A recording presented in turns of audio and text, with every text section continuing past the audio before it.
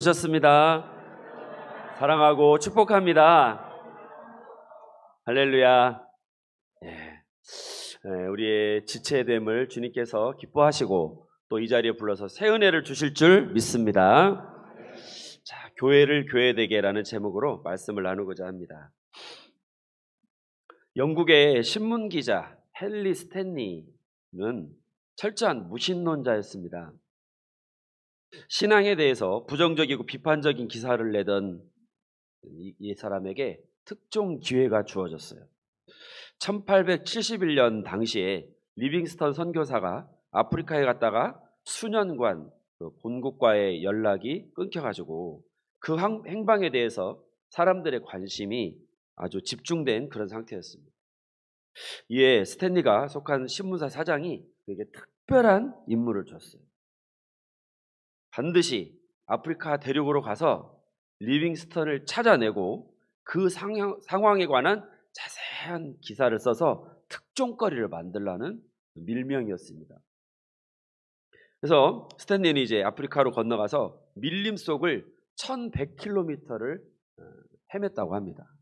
그리고 마침내 천신만고 끝에 리빙스턴과 만나게 되고 자세한 정보를 얻기 위해서 같이 지내게 되었습니다. 한 번도 리빙스턴을 본 적은 없지만 이 스탠리가 밀림 속에서 리빙스턴을 만나는 그 장면을 혹시 리빙스턴 씨입니까? 이렇게 물어보는 것을 이렇게 사파로 표현했다고 합니다. 그 몇 달 동안의 그 동행을 경험하고 나서 이 스탠리가 나중에 회고록을 썼는데 이렇게 기록했습니다. 당시 나는 런던에서 가장 유명한 무신론자로 편견을 가지고 아프리카로 갔습니다. 그러나 그곳에서 리빙스턴과 10달을 지내며 나 자신을 향한 반성의 시간을 갖게 되었습니다. 처음에는 이 고독한 노인을 보고 스스로 질문해 보았습니다. 대체 이분은 왜 여기에 와서 저 고생을 하고 있는가? 정신이 나간 건가? 아니면 무엇 때문에? 무엇이 그를 저렇게 감동시키고 있는가? 그러나 시간이 지나면서 나는 그분이 성경에 기록된 말씀대로 생활하는 걸 보고 깜짝 놀랐습니다. 모든 걸 버리고 나를 따르라는 말씀을 그대로 실천하고 있었습니다. 리빙스턴과 함께 지내면서 다른 사람에 대한 그의 긍휼의 마음이 내게도 조금씩 전이 되었고 내 안에도 같은 동정의 마음이 일어났습니다. 그의 경건한 자세와 온유함과 열정과 성실, 자신의 일을 얼마나 열심히 감당하는지 지켜보며 나는 결국 회심하기에 이르렀습니다. 그는 나에게 회개하라고 말하거나 강요하지 않았습니다. 나를 회심시킨 것은 리빙스턴의 설교가 아닌 그의 삶이었습니다. 참 여러분 어떻습니까? 우리가 가깝게 지낼수록 사실은 흠이 더 많이 보이고 실망할 가능성이 더 높은 것이 우리의 실상이에요. 그런데 리빙스턴은 정반대였습니다. 하나님을 부인하는 무신론자조차도 무릎을 꿇을 정도의 신앙적 가마력이 있었다는 것이죠. 그 리빙스턴이 서 있고 그 주변에 있는 사람들, 그게 바로 교회였습니다. 참된 회개와 하나님 앞에서의 낮아짐과 눈물의 고백과 찬양, 그리고 생명의 말씀이 이분 옆에는 살아 있었다는 것이죠. 그런데 여러분, 우리 모든 교회에서 이런 역사가 일어나는 것은 아닙니다. 한 연구소에서 서울의 대형 교인들을 대상으로 설문조사를 했답니다. 그런데 그 중에 교인 중에 25%가 내가 주일 성수를 매주일 하지는 못합니다. 한마디로 말하면 4분의 1은 주일 성수가 흔들리는 거예요. 또 30%는 주중에 한 번도 기도하지 않고 40%는 기도 생활을 아예 전혀 하지 않는다고 합니다. 그러니까 30% 중에 40%, 그리고 전체 교인 중에 50%는 성경을 거의 읽지 않으며 55%는 헌금을 부담스럽게 여기고 70%는 10명 중에 7명은 교회학교 교사 혹은 성가대 등 교회 사역을 섬겨본 일이 없다고 합니다. 더구나 교인의 85%가 아직 한 사람도 전도해 본 적이 없다는 거예요. 그런데 놀라운 건 100% 교인 모두가 천국은 꼭 가고 싶다고. 이렇게 결과가 나왔답니다. 성도 여러분, 나의 믿음은, 우리 교회는 어느 쪽에 가깝습니까? 무에서 유를 창조하듯이 복음의 불모지를 은혜의 옥토로 바꾸는 신자입니까? 아니면 경건의 능력은 잃어버리고 허울만 남은 무기력하고 무덤덤한 교회입니다. 우리 교회가 창립 110주년을 맞이했습니다. 파란 눈의 선교사님이 전한 복음의 말씀에 감동한 누군가가 자기 집을 예배 처소로 내놓으면서 신기리에서 우리 교회의 역사가 시작되었습니다. 이후에 일제의 탄압과 유교전쟁의 시련 속에서도 성도들이 올곧게 믿음을 지키고 부흥을 준비했습니다. 1960년대에는 분열의 아픔을 겪었고 70년대 산업화 시대에 이르러 교회는 지역 개발의 한 축을 감당하며 부흥 성장하여서 오늘의 자리에 이르게 되었습니다. 여러분, 100주년 기념관 출입문 비밀번호가 몇 번이죠? 이게 모르는 사람은 간첩일 가능성이 많아요. 네, 1912입니다. 바로 우리 교회의 창립 연도입니다. 저는 그 번호를 누를 때마다, 그리고 출입문을 열 때마다 역사의 무게와 책임감을 느낍니다. 교회가 나갈 방향은 지금 제대로 잡고 있는가? 혹시 이곳이 과연 살아계신 하나님의 교회요, 진리와 기둥의 터가 맞는 건가? 혹시 관례와 인습과 전통에 젖어서 변화와 개혁이라고 하는 이 교회의 본질을 잃어버린 건 아닐까? 세상과 밀착하고 대세에 편승함으로 경건을 웃음거리로 만들고 십자가의 증인이 아니라 오히려 십자가의 원수로 사는 것은 아닌가? 지금 이대로 이 모습이면 과연 우리 교회가 창립 200주년 행사를 할 수는 있을까? 저도 참 생각이 복잡합니다. 그런데 여러분, 우리가 매 순간 고민하고 탐색하며 끊임없이 질문해야 합니다. 바로 그 사람만 과오를 교정하고 전진할 기회를 얻게 됩니다. 그러나 생각지 않고 성찰 없이 살게 되면 닥친 현실에 끌려가기에만 급급해집니다. 그래서 생긴 유명한 말이 있죠. 오늘 주보 예화란에도 있지만 칼럼란에도 있지만 생각하는 대로 살지 않으면 사는 대로 생각한다. 내가 생각대로 내 삶을 이끌어가는 게 아니라 닥친 현실이 우리를 자기 마음대로 끌려간다는 것이죠. 이 말을 우리에게 대입해보면 제기되는 질문은 이것입니다. 무엇이 교회의 본질인가? 나는 본질에 충실한 그리스도의 지체인가? 교회를 교회되게 하기 위해서 내가 할 일은 무엇인가? 오늘 예배가 이러한 물음을 통해 우리 신앙을 진단하는 시간이 되기를 바랍니다. 믿음의 방향성을 확인하고 변화와 거듭남을 결단하는 은혜가 있기를 소망합니다. 자, 그럼 먼저 교회의 본질은 무엇일까요? 첫 번째로 교회는 하나님의 성전입니다. 쉽게 말해서 하나님께서 죄인의 허물을 사하시고 친히 그를 만나주시는 은혜의 기관입니다. 그 하나님을 만날 때 사람은 거듭나고 변하게 됩니다. 이기적이고 자기중심적인 사람이 희생과 섬김을 자원하게 되고, 교만한 사람은 하나님의 권능과 위엄 앞에 낮게 엎드리게 되고, 낙심한 사람은 따뜻한 위로와 새 힘을 얻게 됩니다. 매사에 불평과 짜증이 넘치던 사람은 기쁨과 감사로 얼굴빛이 환해지고. 왜 그럴까요? 이 힘이 어디서 나옵니까? 세상의 방식이나 셈법과는 전혀 다른 무조건적이고 무한한 하나님의 사랑과 그 새로운 세계를 경험하기 때문입니다. 야곱이 가족들과 생리별을 하고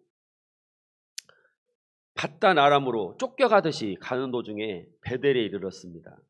그리고 꿈속에서 이 지상과 하늘 보좌 사이를 연결하는 사닥다리가 보이고 그리로 하늘의 천사가 오르락 내리락 하는 광경을 목격하게 되었어요. 그리고 거룩하신 분의 음성을 들었습니다. 내가 너의 선조들과 맺은 약속을 다 이루기까지 너를 떠나지 아니하겠다. 너를 통해 내가 복을 주겠다. 얼마나 놀라운 위로이고 큰 힘이 되겠습니까? 잠에서 깬 야곱은 이렇게 고백합니다. 여호와께서 과연 여기 계시거늘 내가 알지 못하였도다. 두렵도다. 이곳이여, 이곳은 다름 아닌 하나님의 집이요 하늘의 문이로다. 네. 여러분, 이곳이, 우리가 예배드리는 이곳이 하나님의 집이요 하늘의 문이 되기를 소망합니다. 자, 여러분, 야곱을 생각해 보세요. 가족들과의 관계가 다 파탄나 버렸잖아요. 다 끊어져 버렸잖아요. 그래서 호롤단신이 된 야곱에게 하나님께서 먼저 다가가셨어요. 야, 다른 사람은 다 너를 버려도 나는 뭐하지 않는다. 너를 버리지 않는다. 그래서 내가 너에게 먼저 이렇게 찾아오잖아. 그리고 동행의 은혜를 약속하여 주셨습니다. 그러므로 야곱이 하나님을 만난 베델이 그에게는 거룩한 하늘의 문이요 하나님의 집이었습니다. 아들을 낳지 못한 한나 여인은, 이 한나라는 여인은 말로 다 못할 서러움과 원통함을 겪어야 했습니다. 그래서 하나님의 전에 가서 하나님께 엎드리고 탄원했어요. 얼마나 간절하게 오랫동안 기도했는지. 다른 사람이 볼 때는 이건 지금 실성하거나 혹은 술을 먹고 엉뚱한 소리를 한다고 착각을 불러일으킬 만큼. 그래서 엘리제 사장이 이제 그만 되었다. 너의 술 취한 그만 보이고 이제 집에 가거라 라고 말할 만큼. 그러나 한나는 뭐라고 그랬습니까? 이렇게 얘기합니다. 나는 마음이 슬픈 여자라. 포도주나 독주를 마신 것이 아니오 여호와 앞에 내 심정을 통한 것뿐이오니. 하나님께서는 그 한나의 사정에 귀를 기울이시고 엘리를 통해 응답의 말씀을 주셨습니다. 그렇게 기도로 낳은 아들이 선지자 사무엘입니다. 할렐루야. 참, 이걸 보면요, 뭐 자녀를 순풍순풍 쉽게 낳는 것도 중요하지만 어렵게 낳는 것도 참 복이에요. 왜? 힘든 만큼 그 사람을 통해 하나님이 역사하시는 놀라운 통로가 될 수 있기 때문에. 불임으로 고통을 겪는 한나가 전능하신 하나님을 만나서 반전의 주인공으로 거듭난 곳은 실로에 있는 하나님의 성소였습니다. 복음서에도요, 성소에서 하나님을 만난 사람이 나옵니다. 바로 공공의 적으로 배척받았던 세리입니다. 함께 한번 볼까요? 시작.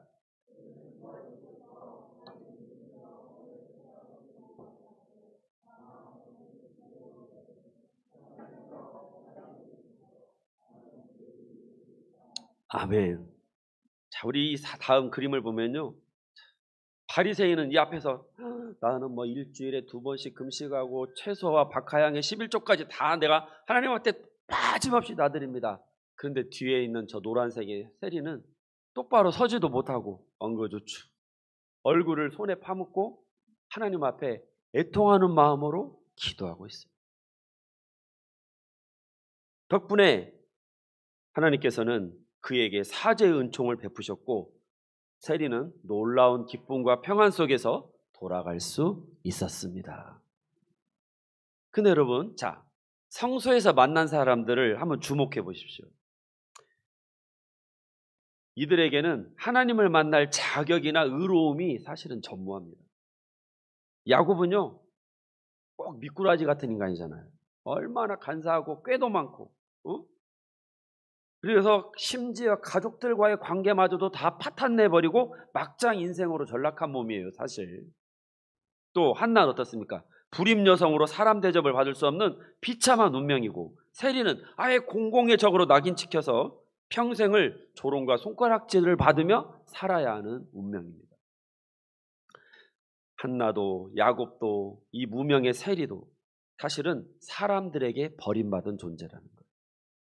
그러나 놀랍게도 만왕의 왕 하나님께서 이들을 찾아와 주셨고 만나 주셨습니다. 바로 성소에서. 할렐루야. 그렇습니다, 여러분. 바로 여기에 교회됨의 본질이 들어있습니다. 하나님은요, 자격과 조건을 봐가며 사람을 만나 주시는 분이 아니라는 거예요.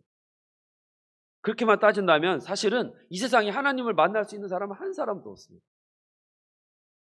하나님은 완전한 주권을 가진 분이시기 때문에 당신께서 원하는 이를 만나주시고 기뻐하시는 이에게 은총을 베푸십니다.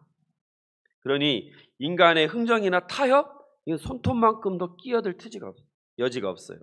다만 환난당한 사람이 자기의 연약함과 죄악을 아파하며 깨어진 심령으로 부르짖을 때 하나님은 응답을 약속하여 주십니다. 함께 보겠습니다. 환난 날에 나를 부르라. 아멘. 그렇습니다, 여러분. 바로 이런 뜻에서 교회는 거룩합니다. 하나님께서 그 백성을 만나주시는 공동체요, 세상의 기준이 통하지 않는 거룩한 하나님의 법이 통치하는 곳이 교회이기 때문입니다. 이제 모든 인간적인 계산과 내가 하나님을 움직이려는 모든 교만함을 버리고 우리 그분 앞에 엎드리십시다. 나는 죽을 수밖에 없는 죄인이고 하나님 없이는 살 수 없는 은혜의 거지임을 고백하십시다. 하나님은 반드시 그에게 응답하시며 그 삶을 새롭게 하실 줄로 믿습니다. 교회를 교회되게 하는 두 번째 특징은 무엇일까요? 교회는 하나님을 만나고 구원받는 걸로 끝나는 데가 아닙니다. 예수 그리스도를 닮아가는 곳입니다. 우리 함께 본문 28절을 봉독할까요? 시작. 우리가 그를 전파하여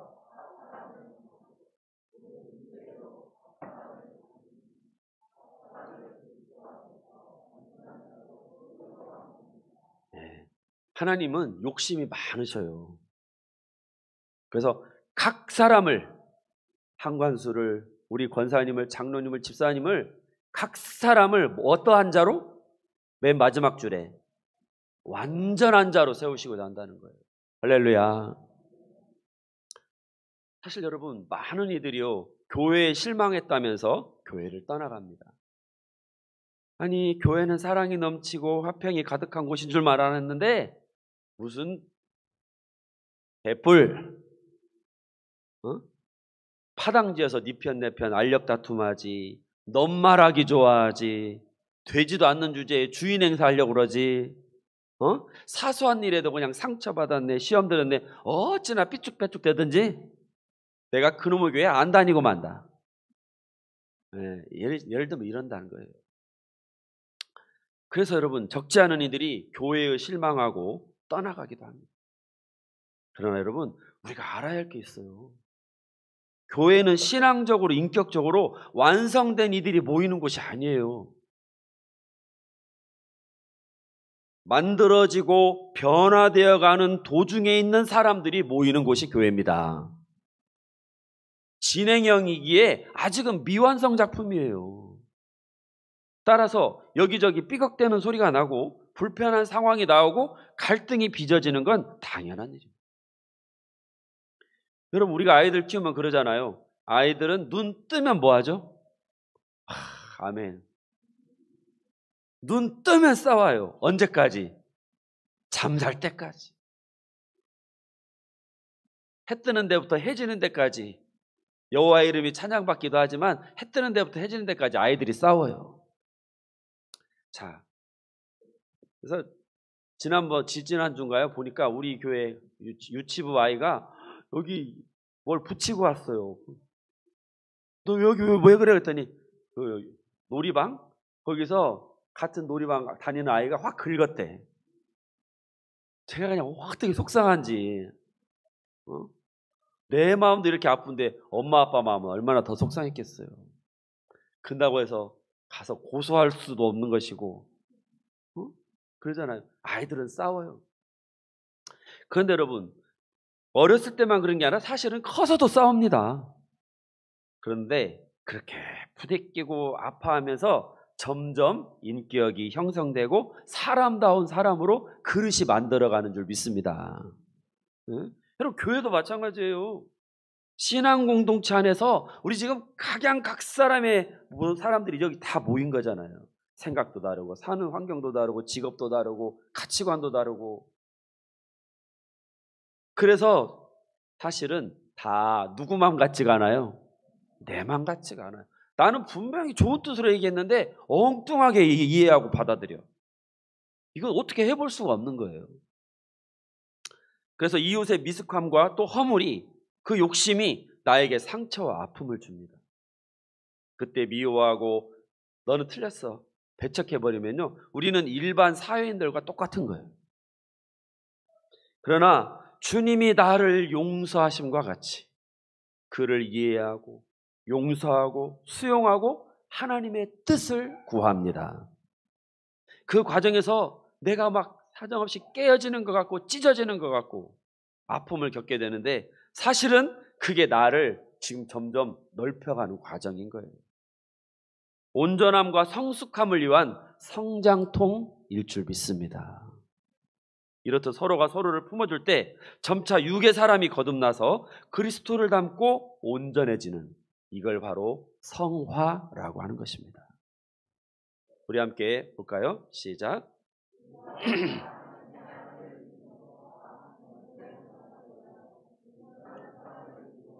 그리스도의 장성한 분량이 충만한 데까지 이르리니 오직 사랑 안에서 참된 것을 하여 그에게까지 자랄지라. 그는 머리니 곧 그리스도라. 아멘. 그렇습니다, 여러분.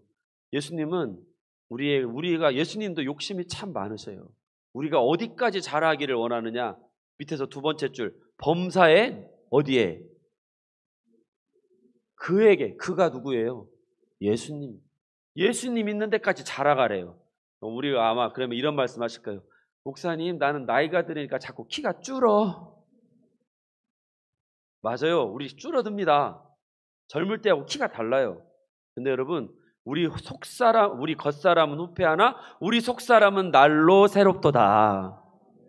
그리스도 안에서 자라가는 거예요. 성숙하는 거예요. 성화되는 거예요. 그래서 하나님은 우리에게 경주를 쉬지 말라고 하는 것입니다. 예수 그리스도의 날까지 우리 안에서 착한 일을 시작하시니가 예수의 날, 그리스도의 날까지 이루실 줄을 확신하노라. 토기장이가 진흙으로 토기를 빚듯이 하나님께서 사람을 만드시는 곳이 교회입니다. 그러니 성도 여러분, 좀 더 긍휼을 베푸십시다. 팔을 더 크게 벌리십시다. 조금만 더 기다려 주십시다. 그 일을 감당하는 이에게 하나님 나라가 임하고 참다운 교회가 세워질 줄 믿습니다. 교회를 교회되게 하는 세 번째 특징은 무엇입니까? 그리스도의 남은 권한을 채우는 것입니다. 우리 함께 본문 24절도 봉독하겠습니다. 시작. 나는 이제 너희를 위하여 받는 괴로움을 기뻐하고 내 육체에 채우노라. 아멘. 이 구절에 대해서 혹시 오해가 없으셔야 되겠습니다. 그리스도의 남은 고난? 그러면 예수님의 십자가 죽음이 불충분해져 가지고 더 보충돼야 한다는 얘기인가? 그런 뜻이 아니에요. 그리스도께서 몸으로 겪은 것과 같은 고난을 나도 이어받겠습니다 라고 하는 의미입니다. 그러므로 여러분, 교회는 고난 공동체이고 순교 공동체입니다. 산상수훈을 통해서 예수님께서 이런 말씀을 하셨잖아요. 오리를 가자 하면 심리를 가고, 겉옷을 달라 하면 그래도 속옷은 남겨야 알몸은 안 될 텐데요. 예수님은 인정사정도 없으셔요. 겉옷을 달라 하면 뭣도 내어줘? 속옷까지 다 내어주고, 오른뺨을 때리면 왼뺨도 돌려대고, 구워주었으면 뭐 하지 말라고 그랬어요? 달라고 하지 말라고 그랬어요. 그러니까 여러분, 돈 빌려준 사람은 달라 하지 마세요. 그러면서도 왼수는 뭐 하고? 왼수는 미워하라고요? 맞아. 왼수는 사랑하고 너희를 핍박하는 자를 위해서는 뭐 하고? 기도하고. 아멘. 잘하시네요. 근데 사실은요, 저도 이 성경을 읽다 보면 가슴이 울렁증이 생겨요. 가슴이 막 답답해가지고 터질 것만 같아요. 아니, 도대체 인생 포기하지 않고서는 누가 이런 삶을 살 수 있냐고요.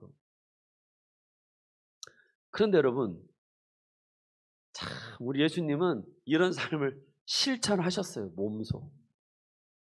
십자가를 마다하지 않고 자기 목숨까지 내어주셨습니다. 무엇 때문입니까? 멸망당할 이들, 형벌받아 마땅한 이들을 살리고 새 생명을 주시기 위하여. 이게 바로 죽음과 생명의 원리입니다. 바울도 그랬습니다. 생명은 너희 안에서 역사하고 사망은 우리 안에서 역사합니다. 내가 손해를 봄으로 너를 유익하게 한다면, 내가 죽어 너를 살릴 수 있다면 기꺼이 나를 내놓으마. 그게 바로 주님이시고 우리는 그러한 주님을 본받도록 부름 받았습니다. 근데 여러분, 나는 그렇게는 못 살지. 아까 제가 말씀드린 대로 인생 포기한 것도 아닌데 나 그렇게는 못 살아.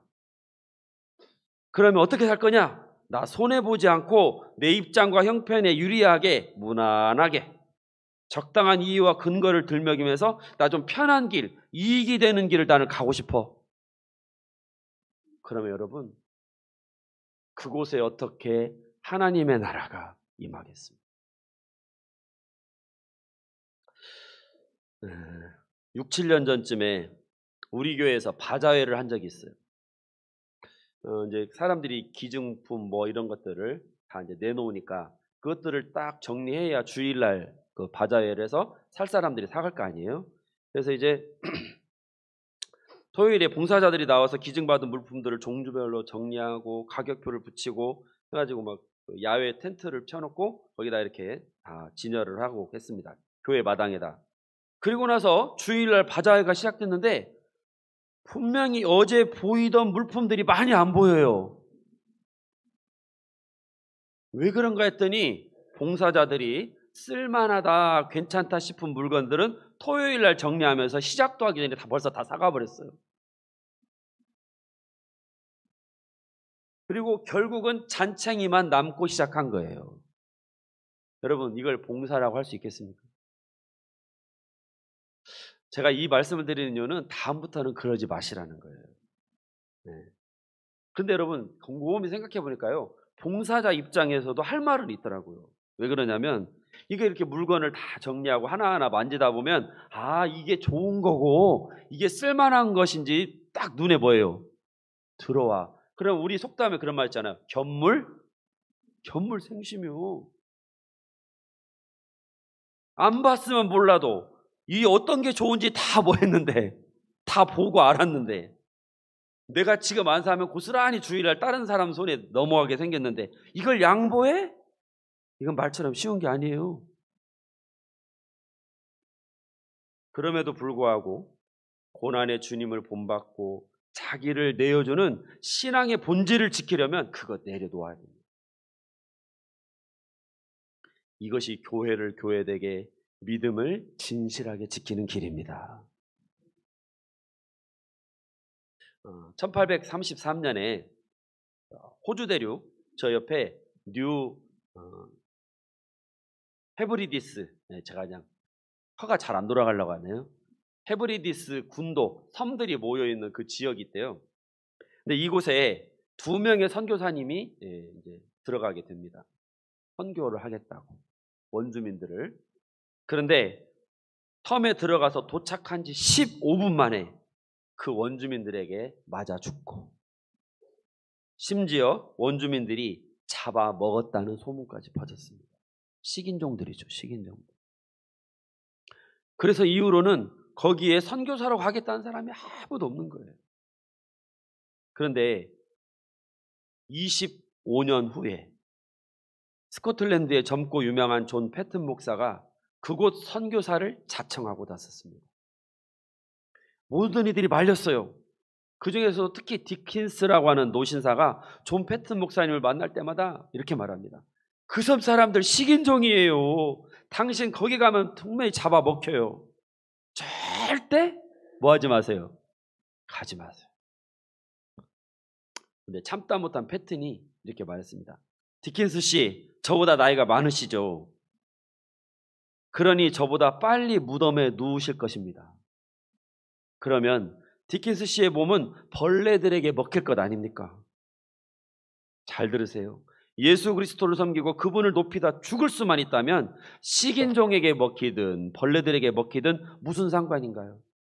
어차피 최후 심판의 날 내 몸이 부활하신 우리 구주처럼 깨끗하게 부활할 텐데. 참, 이 말 듣고 제가 와, 그러네.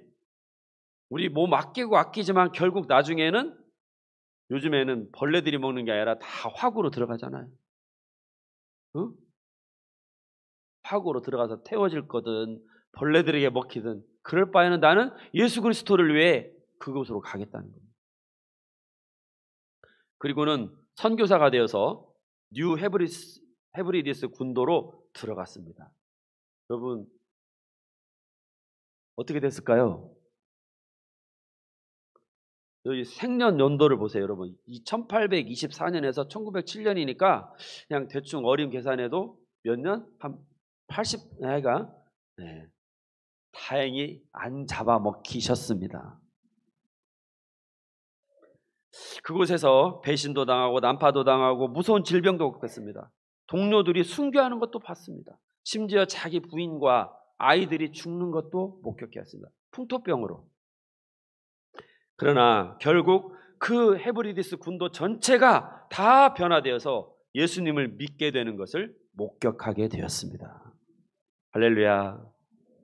그렇습니다. 하나님께서는 그리스도의 남은 고난을 채우는 이들을 통해 교회를 세우시고 교회를 교회되게 하십니다. 우리가 그렇게 쓰임받기를 원합니다. 창립 110주년을 맞은 우리 교회가 거룩한 하나님의 성전이요 그리스도를 닮아가는 공동체요 주님의 남은 고난을 채우는 구원의 기관이 되기를 소망합니다. 기도하시겠습니다. 살아계신 아버지 하나님, 110년 전 이곳에 파란 눈의 선교사님을 통해 제단을 세우시고 오늘에 이르기까지 함께 동행하신 하나님의 큰 뜻을 보게 하여 주시옵소서. 하나님, 우리가 교회를 교회되게 하는데 주님 쓰임받기를 원합니다. 하나님의 거룩한 성전에서 세상과 타협할 수 없고 세상이 대신할 수 없는 하나님의 권능을 보게 하여 주시옵소서. 하나님, 각 사람을 그리스도 안에서 완전하게 세우고자 하시는 하나님의 큰 뜻을 따라서 우리가 날마다 성화되어 가게 하여 주시옵소서. 하나님, 그 일을 위해 또한 우리가 삶의 현장에서 믿음의 현장에서 그리스도의 남은 고난을 채우는 진정한 교회가 되도록 주님 함께하여 주시옵소서. 예수님의 이름으로 기도합니다. 김현상 집사님 봉헌해 주시겠습니다.